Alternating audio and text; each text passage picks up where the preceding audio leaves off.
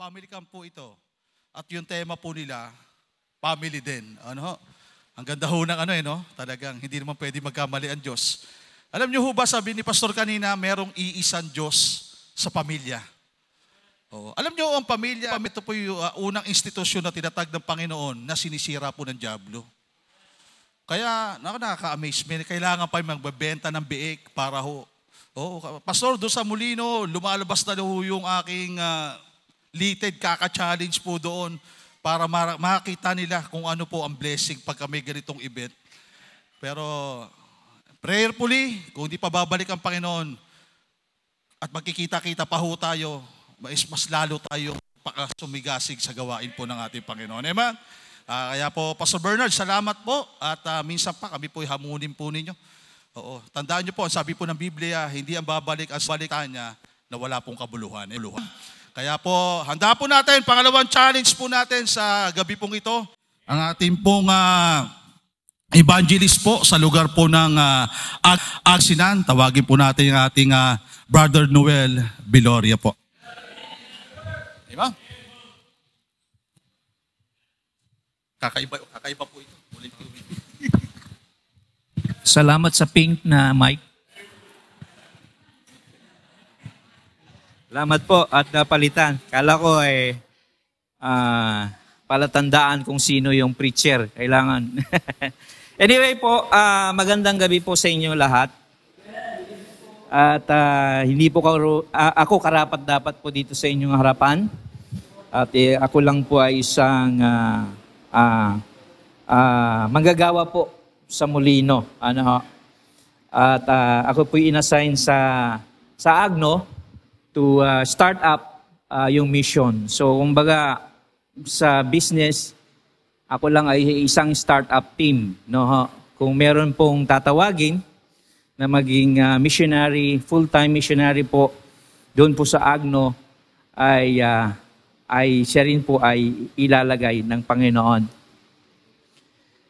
Ngayon po ay, ito pong first time ko to talk dito po sa camp, no? First time ko rin sa Baguio, ay sa Kalot, nung preachers camp last January. At ngayon first time din na binigyan po ng privilege ng ating Pastor Jandy na salita po sa inyong harapan. Kaya pinaprime ko na lang yung isip nyo na yung level ng expectation nyo baka mataas. Ano? So anyway po, it's not an excuse na mag-aral ng salita ng Panginoon at ibigay ang lahat ng lahat natin para sa Panginoon. Amen? So, ngayon po ay tayo ay tatayo at muli ay bubuksan natin ating mga Bibles.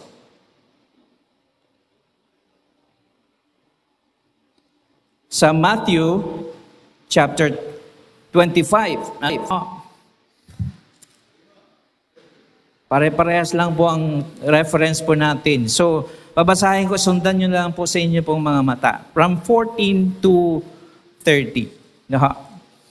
Sabi dito sa Bible, and for the kingdom of heaven is as a man traveling into a far country, who called his own servants and delivered unto them his goods. And unto one he gave 5 talents, to another 2, and to another 1, to every man according to his several ability, and straightway took his journey. Then he that had received the 5 talents went and traded with the same, and made them other 5 talents. And likewise he that had received 2, he also gained other 2. But he that had received 1 went and digged in the earth, and hid his Lord's money. After a long time, the Lord of those servants cometh and reckoneth with them. And so he that received 5 talents came and brought other 5 talents, saying, Lord, thou deliverest unto me 5 talents. Behold, I have gained beside them 5 talents more. His Lord said unto him, Well done, thou good and faithful servant. Thou hast been faithful over a few things, I will make thee ruler over many things. enter thou into the joy of thy Lord. He also that had received 2 talents came and said, Lord, thou deliverest unto me 2 talents. Behold, I have gained 2 other talents beside them. His Lord said unto him, Well done, good and faithful servant. Thou hast been faithful over a few things. I will make thee ruler over many things. Enter thou into the joy of thy Lord. Then he which had received the 1 talent came and said, Lord, I knew thee, that thou art an hard man, reaping where thou hast not sown, and gathering where thou hast not strawed. And I was afraid, and went and hid thy talent, and in the earth, lo, there thou hast, that is thine. His Lord answered and said unto him, Thou wicked and slothful servant, thou knewest that I reap where I sowed not, and gather where I have not strawed. Thou oughtest therefore to have put my money to the exchangers, and then any coming I should have received mine own with usury. Take therefore the talent from him, and give it unto him which had 10 talents. For unto every one that hath shall be given, and he shall have abundance. But from him that hath not shall be taken away even that which he hath. And cast ye the unprofitable servant into outer darkness. There shall be weeping and gnashing of teeth. Shall we pray? Mapagpalang Diyos na makapangyarihan po sa lahat. Muli, Panginoon, nagpapasalamat kami sa iyo pong mga biyaya na iyo pong ipinagkakaloob sa bawat isa. Salamat, Panginoon, na binigyan niyo kami minsan isang araw ng buhay na walang hanggan sa pamamagitan po ng aming Panginoon Jesucristo. At dahil po dito ay kami po ay iyo pong isinugo to go and preach the gospel throughout all the nation and to baptize them in the name of the Father and of the Son and of the Holy Ghost. Salamat po sa opportunity minsan sa aming buhay, Panginoon, na kami po ay ginagamit niyo, Panginoon. And the theme of this camp, Panginoon, ay napakaganda because you are teaching us to be a good and faithful servant. Salamat po sa mga pagpapala, sa mga biyaya na iyo pong ipinagkakalob sa bawat isa, sa bawat pamilya, sa bawat church na aming pong kasama ngayong araw hanggang po sa Saturday. Nawa ang iyong salita ay hindi po bumalik na walang kabuluhan, Panginoon. That it grow in our hearts and apply this in our lives. Panginoon, dalangin namin na kung meron po kaming mga kasalanan na naisip, nagawa, nabigkas, patawad po. At tulungan niyo kami as we understand these passages in the Bible, Panginoon. Sa ilang po ang katagumpayan at kaluwalhatian. Sa pangalan namin, Panginoon Jesus, tayo masamot panalangin. Amen. Anyway, kanina po nabanggit po ni Pastor Bernard. Si Pastor Bernard po, by the way, is my teacher in Bible school. Ano ho? So, estudyante lang po tayo.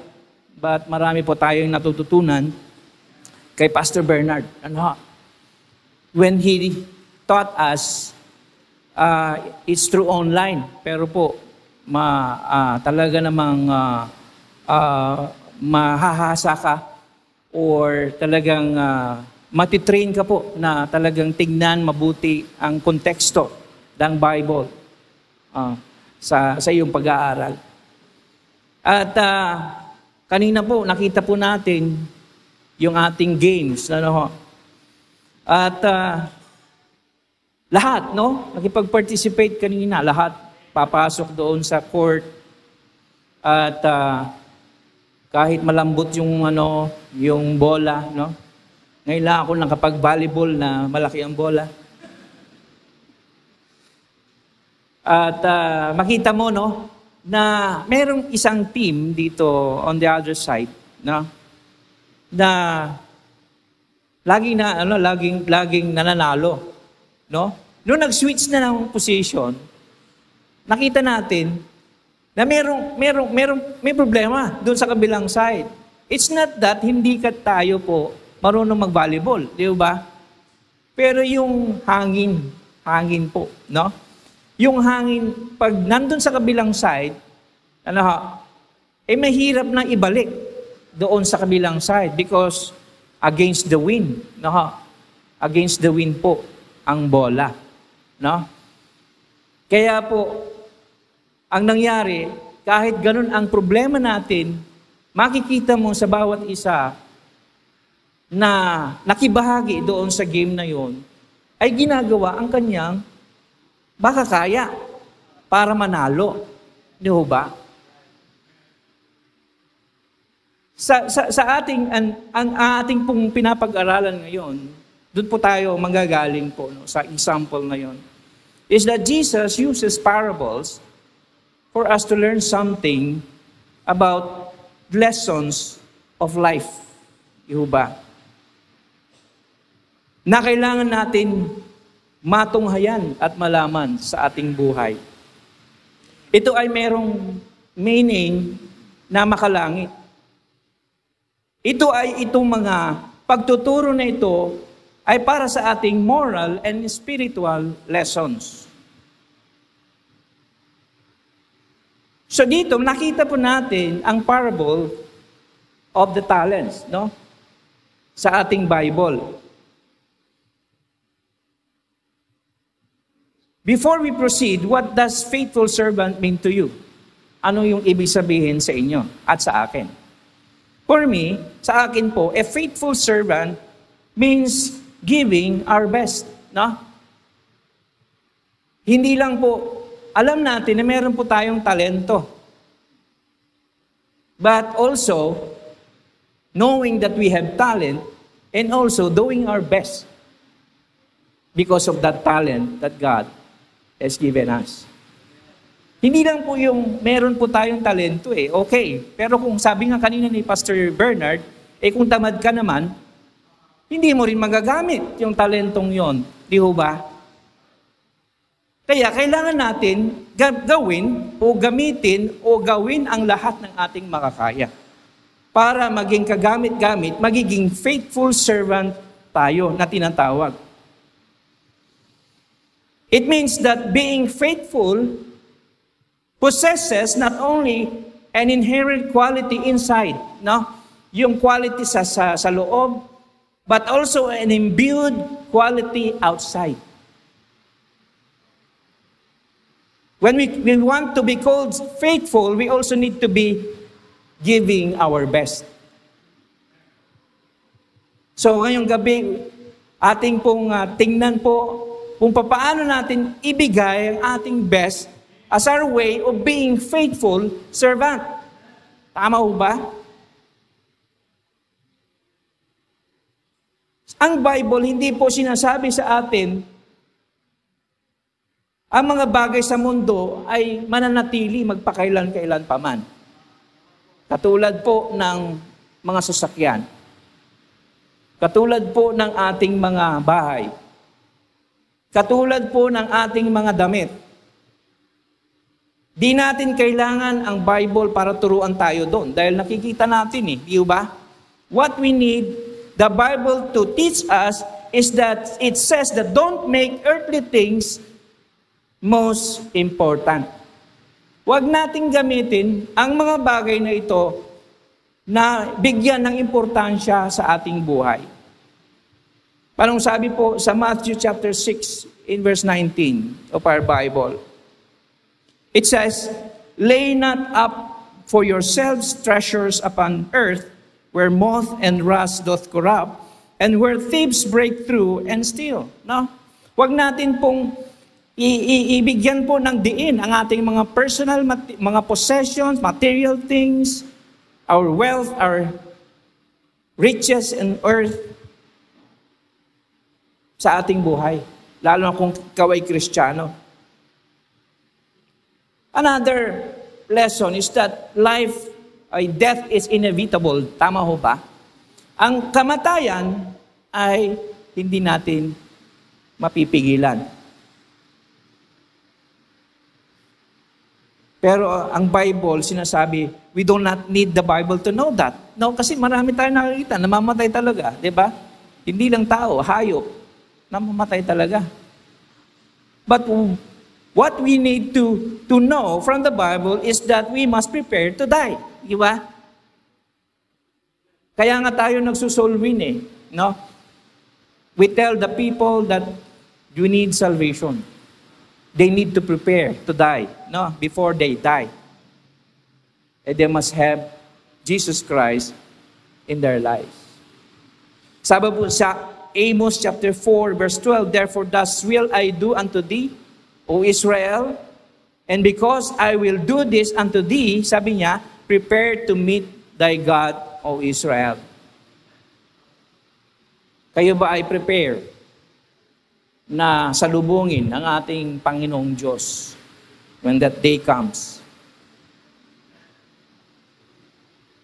Not only that, yung sabi natin yung uncertainty of material things and yung uncertainty of life. Another thing is yung inequality ng tao, no? Yung hindi po tayo equal, no?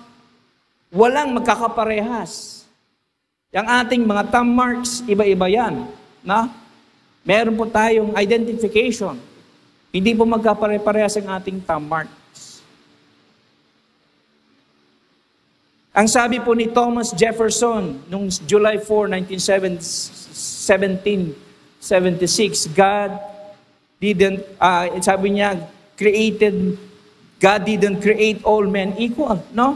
Sabi niya, God created men equal, no? Pero hindi totoo po yun. Yung kanyang declaration na yun, man is not equal. Man is unique. Hindi tayo magkakaparehas, no? So, we are not created equal. God created us unequal. Ibig sabihin, distinct and unique tayo. So, dahil po dito, sa ating po, doon po ako magpapasok sa ating mensahe. Our best. By the way, ang title ng ating mensahe is Doing Our Best. Okay? Number 1, doon po sa ating lesson, our best is good enough no matter how little it is. No? Ang ating pong best is good enough kahit po gaano kaliit ito. So, nakita po natin yung story, di ba? Yung 5 and 2 talents are not equal gifts. Meron po, sabi kanina, meron pong 5, meron pong 2, meron pong 1.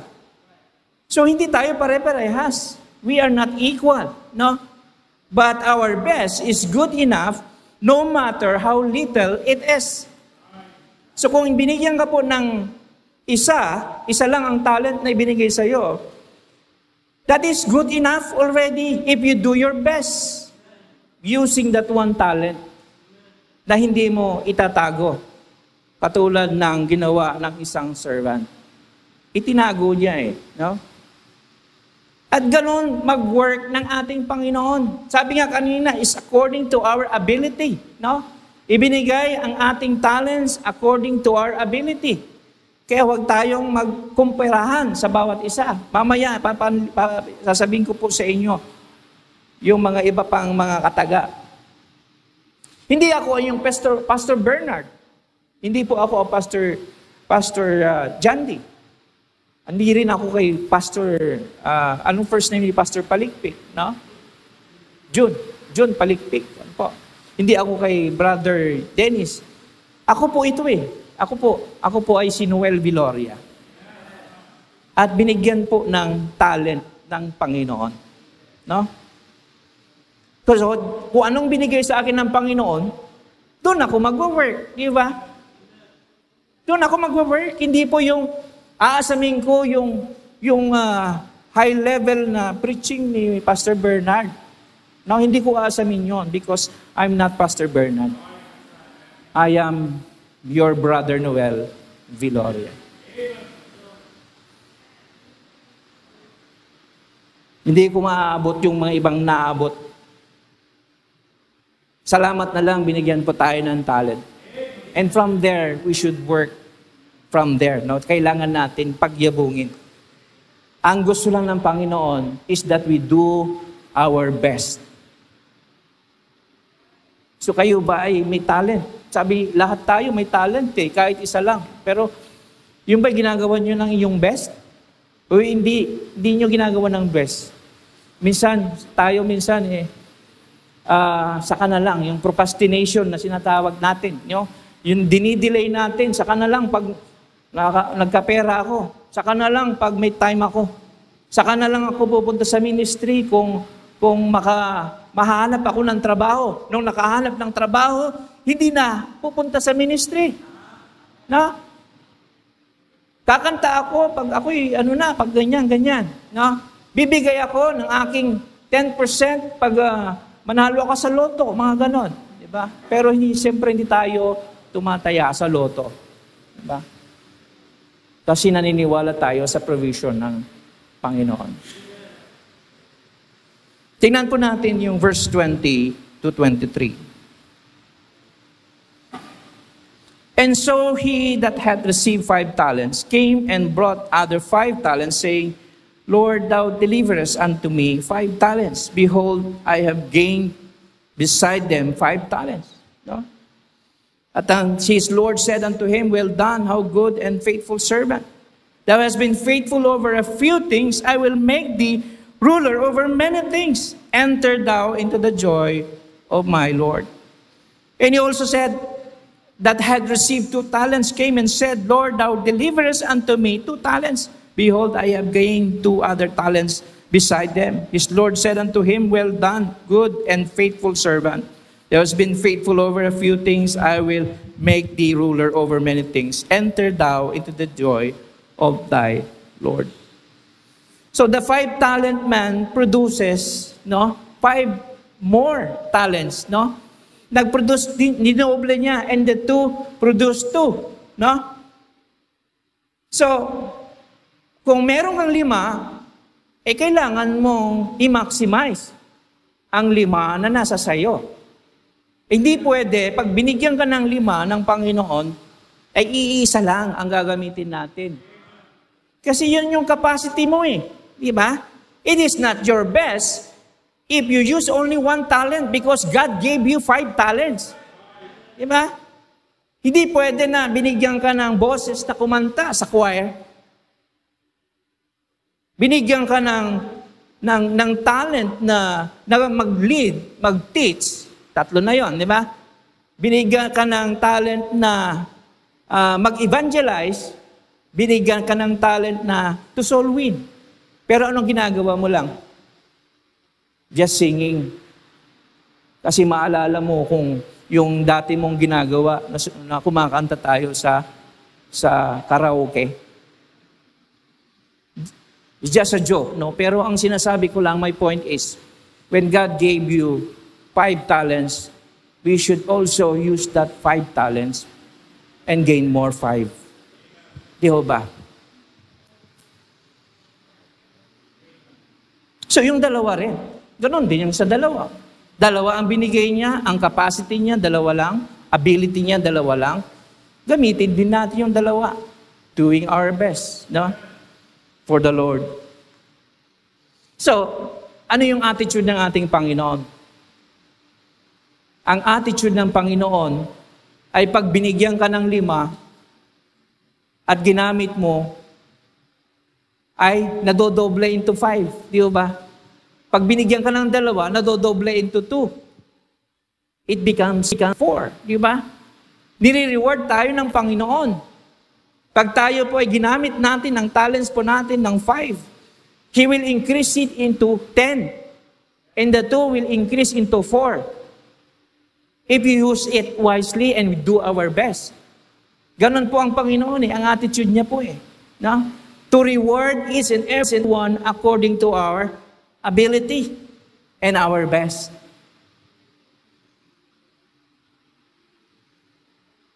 Speaking of best, I have a story po. May story po akong sasabihin po sa inyo. isa pong businessman or isang office worker, no? Siya po ay masipag magtrabaho katulad po natin. Sa inyo, marami kayong mga worker, no? I think kaya yung inyong prayer meeting yata is, tama ba, Pastor Bernard? Friday ba o Saturday? Saturday, because many of you are working. Isang worker na umuwi sa kanyang bahay, sinalubong siya ng kanyang 7-year-old son. At ang sabi ng son sa kanya, sabi niya, "Daddy," "Yes," sabi niya, "Daddy, magkano po ang kinikita niyo sa isang oras?" Magkano ang kinikita niyo po sa isang oras? Sabi ng tatay, wala, dapat hindi mo tinatanong yan. No? Sa tatay mo na kung magkano sinasahod niya bawat oras. So, ang sabi ng ni son, "Sige daddy, please daddy, tell me," sabi niya. "Isabihin mo sa akin kung magkano ang kinikita mo sa isang oras." Pero sabi ng dahil sa kakulitan niya, ang tatay niya, sabi niya sa kanya, "Sige, sasabihin ko sa iyo, pero wag mong ipagkakalat, ha?" So, sabi ng anak niyang 7-year-old, "Opo, hindi ko ipagkakalat." So, sinabi niya. Ang sabi niya is, kumikita ako ng 75 pesos per hour. So, ita-times mo yon, magkano po sa isang araw? 600 plus. Yung minimum wage, di ho ba? So, sabi ng boy, sabi niya ng boy sa kanyang tatay, "Pahingi nga po ng 10. Sabay sinabi niyang yon. So, kung kumikita po kayo ng 75 per hour, pwede ba akong humingi sa inyo ng 10 piso? So, nagalit po, no, ang father niya.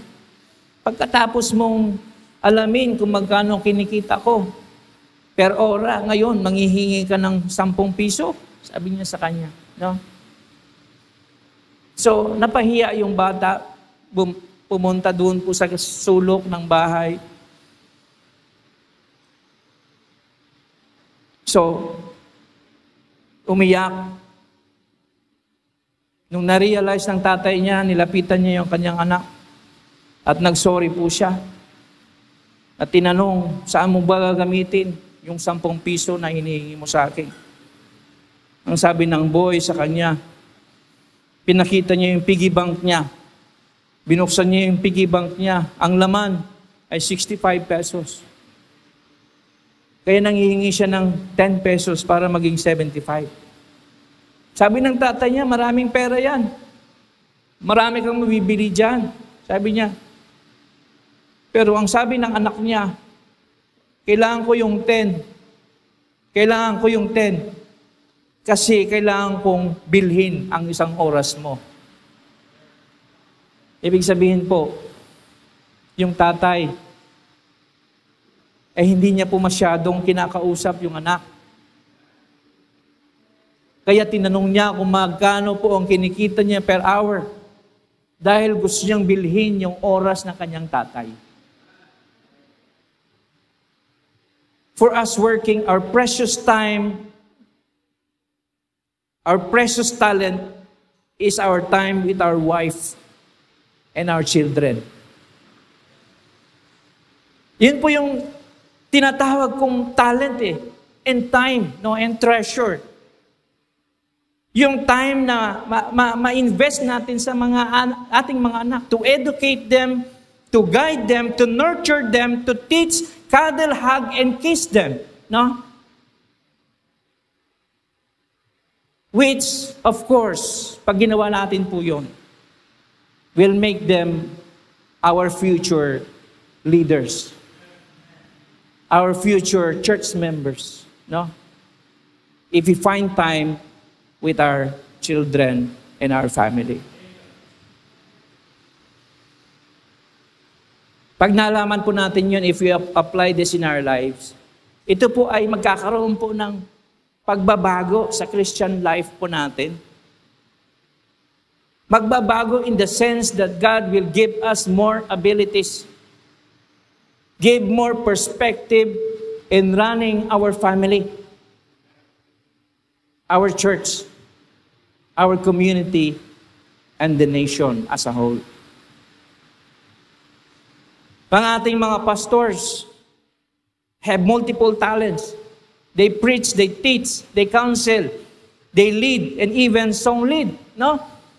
Tulad ko, sa Agno. Minsan mag-isa lang po ako. Lahat po, ako po yung opening prayer.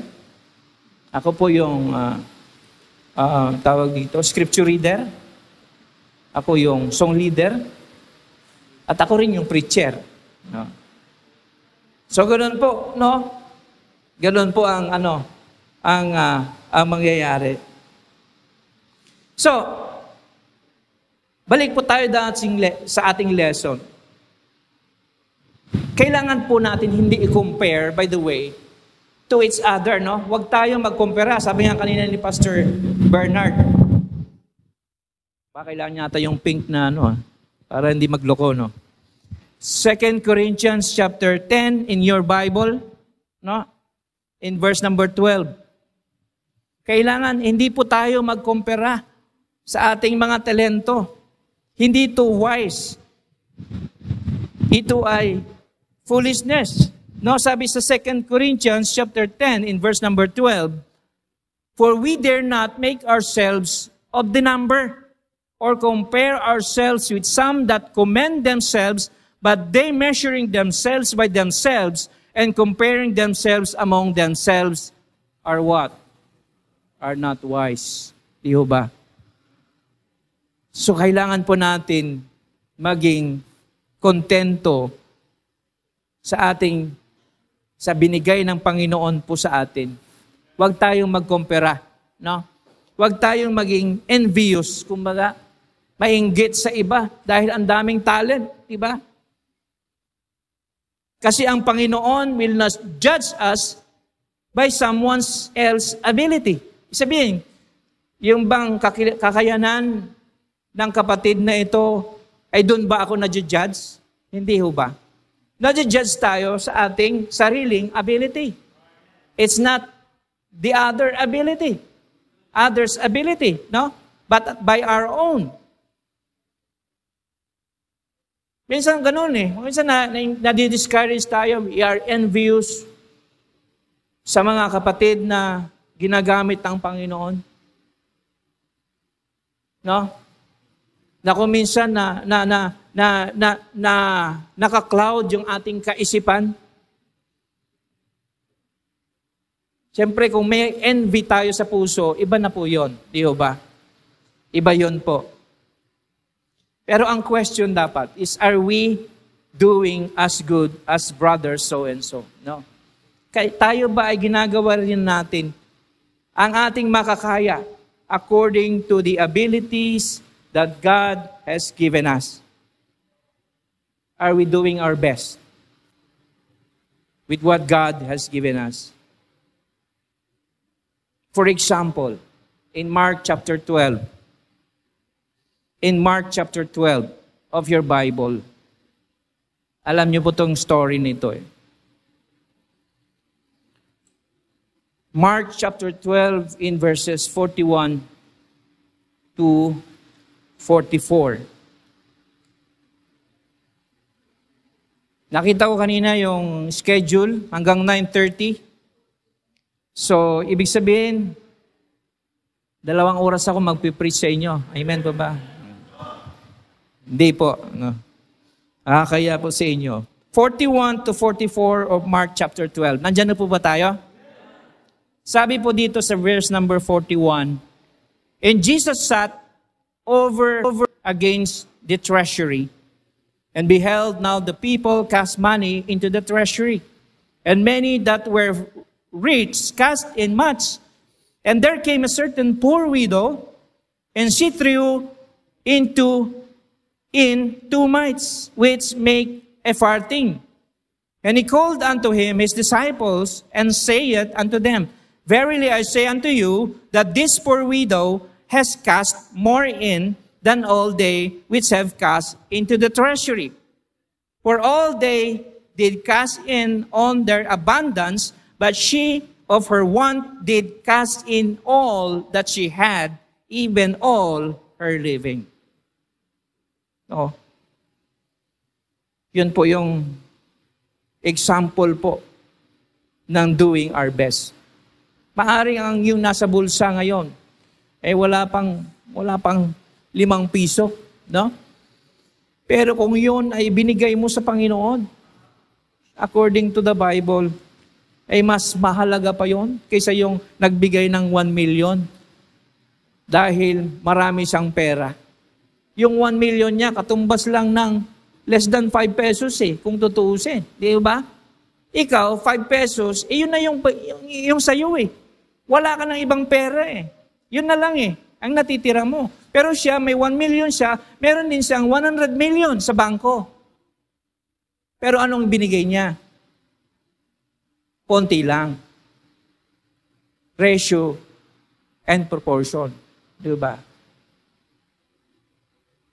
So wag tayo pong mag-alala kung ang binigay sa atin ng Panginoon ay ganito lang na talento. No? Because according to the Bible, ito ay mahalaga sa Panginoon. No? Pag ibinigay natin, we do our best. No? Ang problema kasi pag hindi natin ibinigay ang ating best, pamidya-midya lang po tayo. Di ba? Pupunta tayo sa choir. Practice 6 o'clock. Sabi nan, darating ka 6:10. Mag-soul winning tayo. Sabi natin ng Sasha Church. Panay-banat ng pastor, preacher, o sino man. During Sunday, soul win tayo ng Saturday. Pagdating ng Saturday, walang pupunta. Konti lang pupunta. Sabi, suportahan natin yung ating project. Ang project ng grand piano. No? Nag-commit tayo ng 10 piso o 5 piso o 50. Pero di naman natin binibigay para doon sa grand piano na yon. Kinumit mo sa Panginoon, pero hindi mo ginawa ang best mo para sa Panginoon. Akuha niyo ba yon?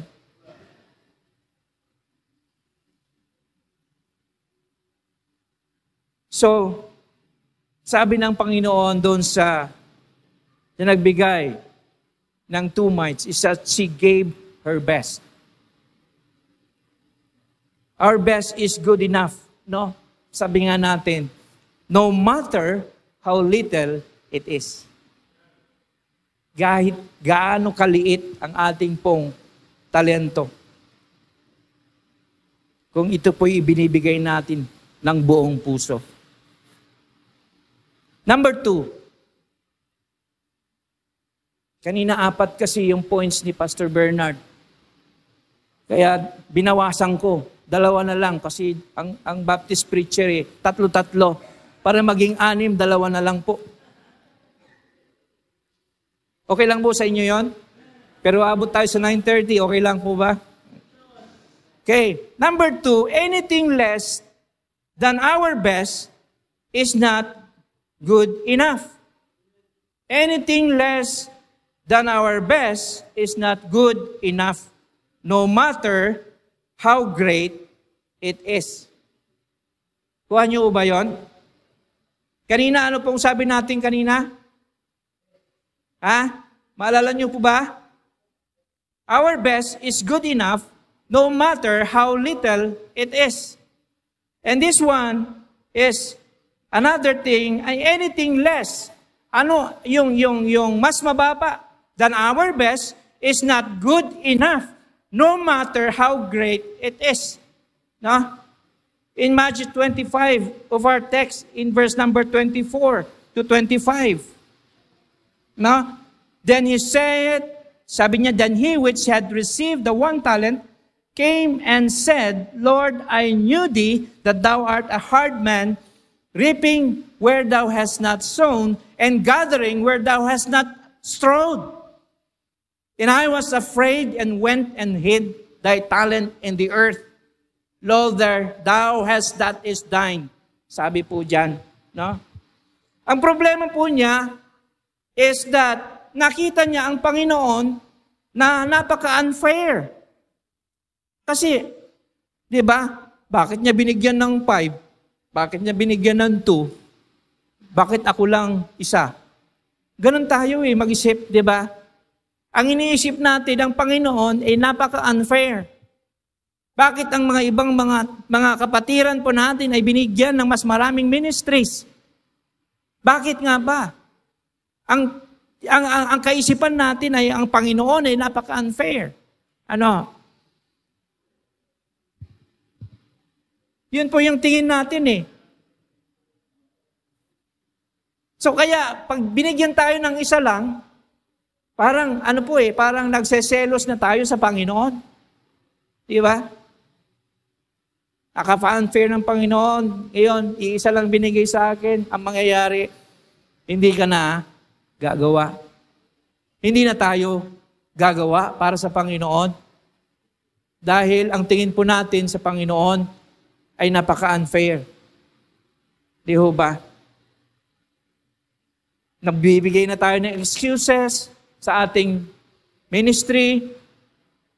Sasabihin natin na ibinigay sa atin, mas marurunong sila. No? Hindi na ako pupunta. Hindi naman ako kailangan.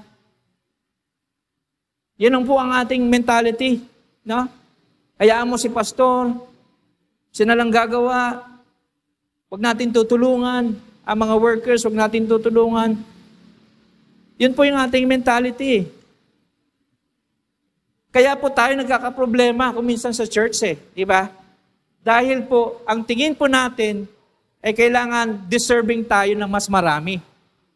Pero ang binigay sa inyo ng Panginoon, isa lang talaga. Pero dapat pagbutihin natin. Di ba? Example, si Ananias and Sapphira in Acts chapter 4, verse 32 to chapter 5, verse 4. Sila ay napakayaman, di ba?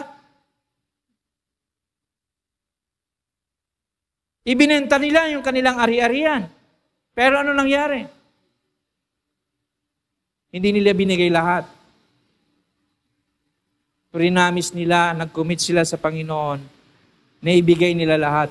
Katulad ng mga ibang mga kapatiran before. No? Doon sa previous chapter of that, Acts chapter 3. So ano nangyari? Pinatay sila ng Panginoon. Di ba? Kaya po, anything less than best in whatever area of our lives, kailangan po natin i-consider. No? Kailangan po natin, wag natin pong i-withhold o itago, wag natin pong gawing idol sa ating sarili yung talent na ito. No? Sasabihin mo pa nga minsan pa nga sasabihin natin, hindi naman makagalaw yan si pastor kung wala ako. Di ba? May ganung mentality minsan di ba? Na dahil pinagkalooban ka ng ministry, tapos nagkaroon ka ng problema along the way, tapos sasabihin mo na maglaylo ka muna. No? Dahil wala naman magagawa si pastor. Dahil wala ako. Sa tingin mo. Di ba? Sa tingin natin. Kasi ang Panginoon ay gumagawa ng lahat ng paraan para magampanan ang mga bagay-bagay na ibinigay sa atin na dapat nating gampanan. No?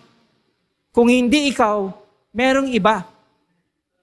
Kaya pag ikaw binigyan, it is an opportunity for you to work on it, to do your best.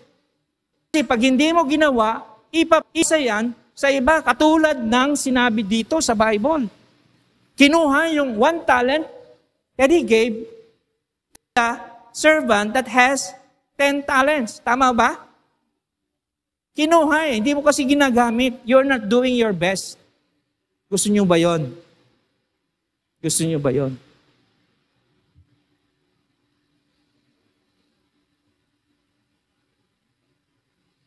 Kaya kung ikaw ay binigyan ng opportunity na mag-teach sa Sunday school, kailangan mong pagbutihin. Kailangan mong pag-aralan ang mga lessons sa Sunday school. Hindi po yung pag-aaralan mo pag nandun ka na. Pag nagturo ka na, saka mo lang siya pag-aaralan. That's not doing your best. No? That is short-changing God of the best that you can do for God. Orchestra players. Ganon din po yon. Mga choir members. Mga young people. No? Sa kanila pong ginagawa. Ganon din po during soul winning and visitation. Namamangha ako sa Molino, marami pong mga young people. To God be the glory, no? Hindi lang po mga young people, may mga maliliit pa. Sumasama sa soul winning, no? No? Nakakatuwa po eh. Hindi naman nila alam paano mag-share. Pero po, ang nakamangha ay sumasama sila.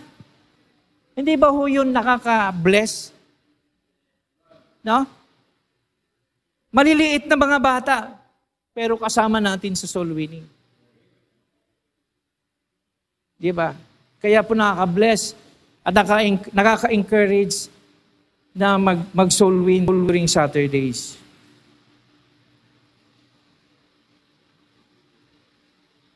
Kaya kailangan po lahat ng ating pong talento, no? So habang hindi po tapos ang sermon, isipin nyo na po, anong talento ang binigay sa inyo ng Panginoon? Ito ba ay ginagawang ko ng aking best? Ibinibigay ko ba ang aking buong puso at kaluluwa? Nagampanan, gamitin ang talentong ito. There are many illustrations in the Bible. Joseph, for instance, no? He was the keeper of the prison because God was with him. Ito si Joseph can be an illustration that we can be faithful in whatever circumstances that we have. Prison yon. Of all na trabaho, gusto mo bang maging keeper ng prison? Hindi. Pero si Joseph, kahit anong trabaho ibinigay sa kanya ng Panginoon, ay ginampanan niya ang kanyang makakaya. Moses is another example. No? Nung siya ay, yung kanyang brother at saka si Miriam ay nagrebelde sa kanya. He defended, God defended him. No? Siya ang Panginoon mismo ang parang naging lawyer eh. Dahil nagre-rebelde na itong kapatid niya si Aaron doon po sa Numbers 27 in verse number 7. Take down na lang po ninyo. Ang Panginoon defended Moses, no, from his brother and sister Miriam. Nagrebelde po sila because Moses is a faithful servant. Moses is a faithful minister of God. Kaya po, ang Panginoon mismo, if we are faithful to Him, God will defend us from our enemies.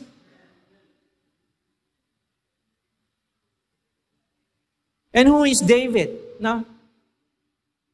In 2 Samuel chapter 22, in verses 20-25, God protected him and preserved him because of his faithfulness in keeping of the ways and the law and statutes of God. Ganon din po si Josiah, King Josiah of 2 Kings chapter 22 in verse number 1 and 2. No? One of the good kings na doon po sa Judah, sa Jerusalem. No? He was 8 years old and became king of Judah. He discovered the book of the law, which has been neglected by the people. And because of his faithfulness, what? God prospered him during his, 31 years of reign. Because of his faithfulness. Mula sa busmos na bata, naging king, 8-year-old na bata. And he reigned in Judah for 31 years. And because of his faithfulness, nagumpisa po doon sa kanya pong pagbabasa.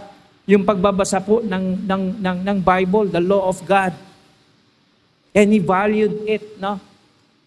Ipinasper niya po yon. And in return, God prospered him.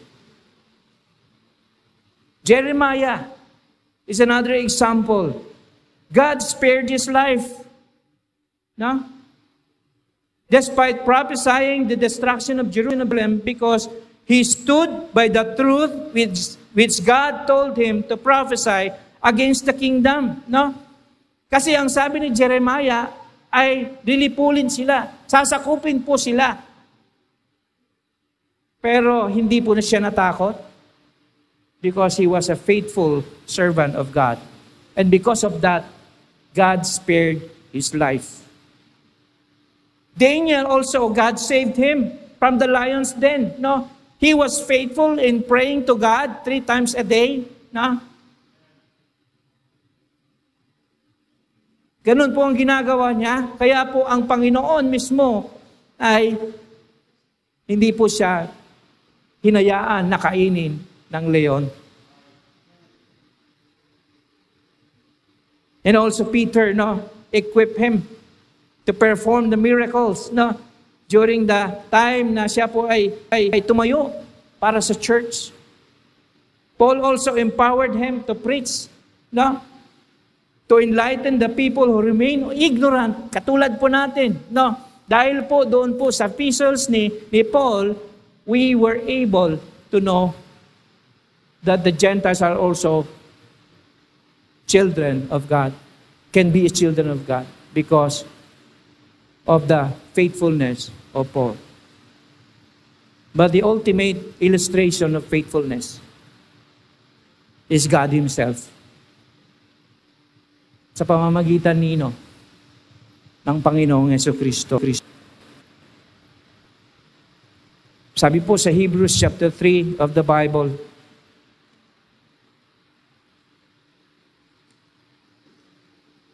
Hebrews chapter 3 in verses 1 and 2. Wherefore, holy brethren, partakers of the heavenly calling, consider the apostle and high priest of our profession, Christ Jesus, who was faithful to him that appointed him, as also Moses was faithful in all his house. So Jesus Christ became faithful to God the Father. He was faithful even to the death of the cross. He was sent as our mediator. He was the apostle, capital letter A, and our high priest, capital letter H and letter P, of our profession of our faith in Him through Jesus Christ. Ginawa niya po ang gusto ng kanya pong Ama. To die on the cross to save people like you and me. His best, sino po ang best niya? His best is Himself. God the Son. He is the best. He did His best. And because of that, we are saved. When God looked down on the lost and condemned the world, He gave His best. His only begotten Son. So, pwede natin ibigay ang ating best. Dahil ang Panginoon, binigay niya ang kanyang best eh. Bakit hindi natin gamitin? Bakit hindi natin gawin ang ating best?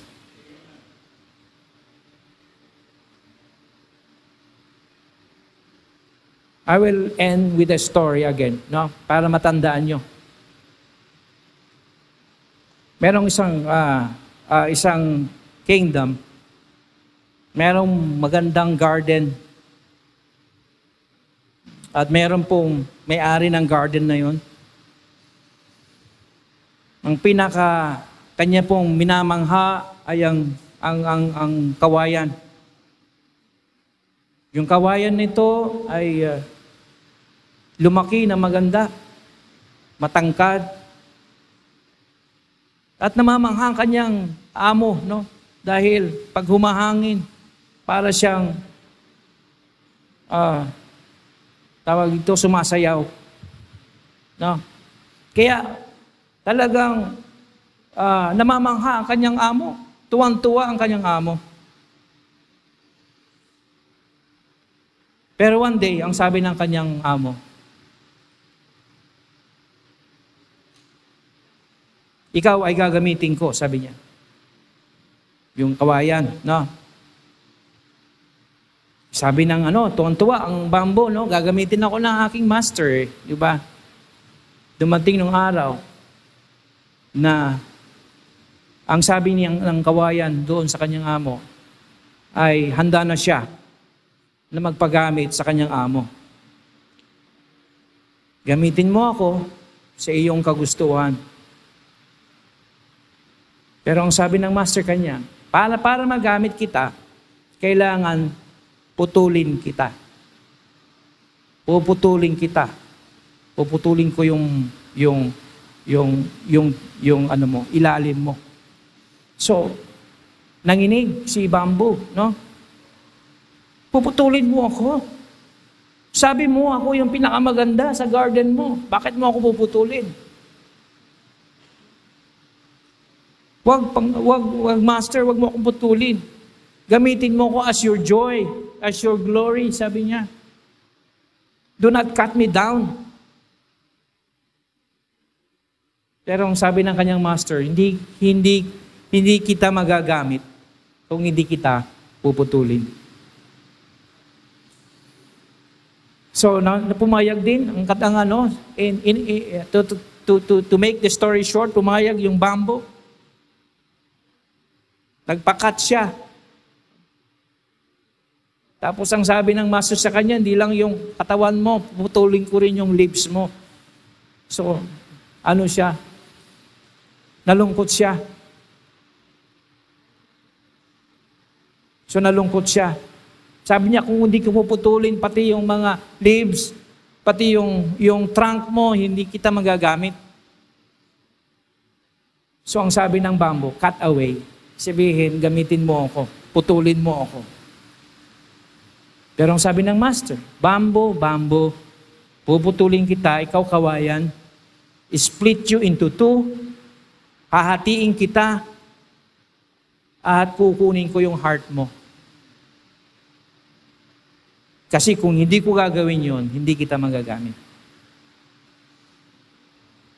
So, pumayag ang bamboo, yung kawayan, kinat siya, tinanggal yung branches, tinanggal yung leaves, hinati, sa dalawa, kinuha yung puso, tapos dinala siya doon sa kanyang garden at ginawa siyang lagusan ng tubig, ng spring. At dahil doon sa kawayan, ay nakapagbibigay ng magandang tanawin doon sa kanyang garden. Lumaki yung kanyang garden, yung kanyang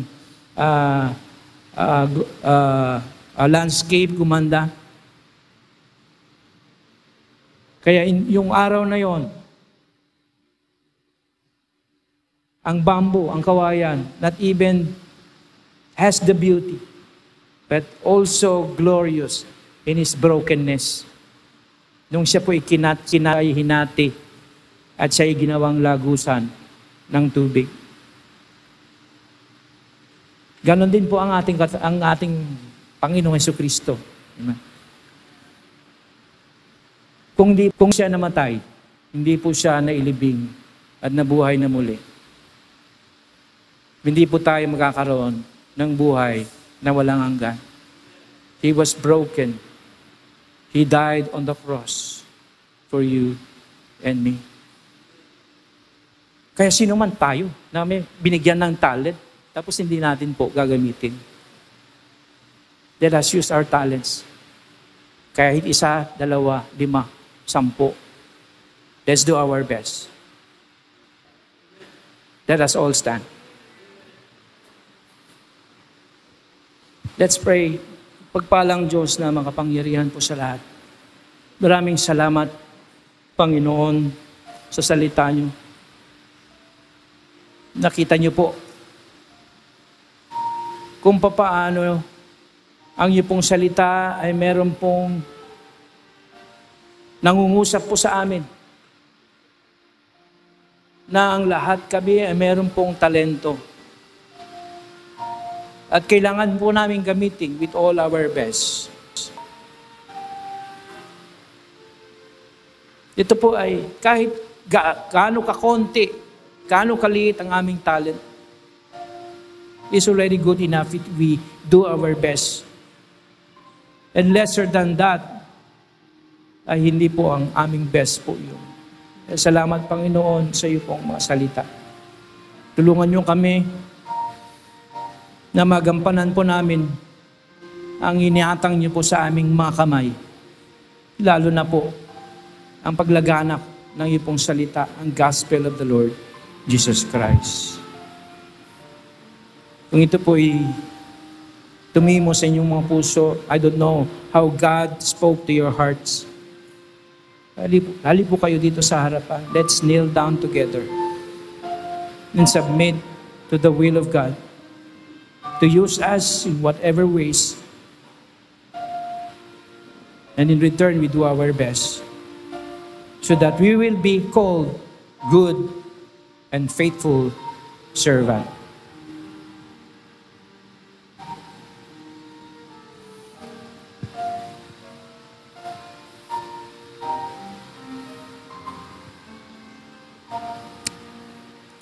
Let us pray. Mapagpalang Diyos na makapangyarihan sa lahat. Maraming salamat, Panginoon, sa iyong pong mga salita. Napakayaman sa mga mensahe. At salamat, Panginoon, na meron po kaming batayan, meron po kaming manual to learn more things, Panginoon, about you and about ourselves to please you and to have gratitude in our hearts. Salamat, Panginoon, sa camp na ito that we are able to reflect on ourselves, on if we are that good and faithful servant. Tulungan niyo po kami, Panginoon, for the next sessions, amin pong next 2 days of our camp. Tulungan niyo po mga coordinators to be successful in what they do. Ganon din po for us, mga campers, to enjoy it. Salamat po sa mga pangunguna ng aming mga pastors at mga leaders, ang mga officers of the different churches. Pagpalain po ang bawat isa. Uuwi po kami na meron pong daladalang message, daladalang blessings sa aming puso. That we change for the better, Panginoon. That we will be able to do our best hanggang sa iyong pagbabalik. Maraming salamat po. Ito lang po ang aming sinasamo, dinadakila at pinasasalamatan sa pangalan naming Panginoon Jesus. Amen.